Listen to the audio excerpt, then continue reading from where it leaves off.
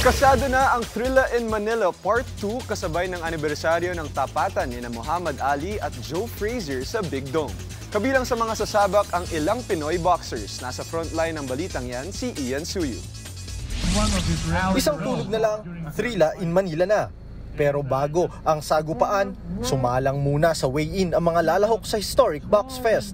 Una sa listahan ang WBC Strawweight Champion na si Melvin Jerusalem na dedepensa sa kanyang titulo kontra sa South African na si Shakur Waksuse.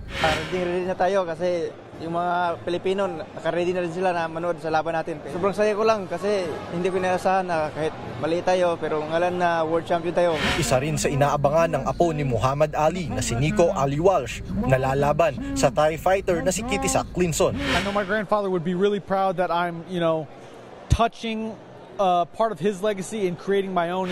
Sasalang din si Yumir Marshall kontra sa Venezuela na si Eddie Colmenares. Turning 30 ko po bukas, so napaka-special po to sa akin.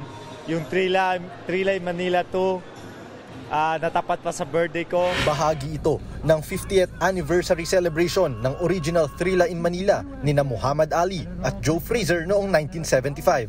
Sa kabuuan, may 13 bouts ang nakakasa para bukas. At ayon sa ating mga Pinoy boxers, hindi nila sasayangin ang pagkakataong ipamalas ang kanilang husay sa harap ng libu-libong Pinoy fans.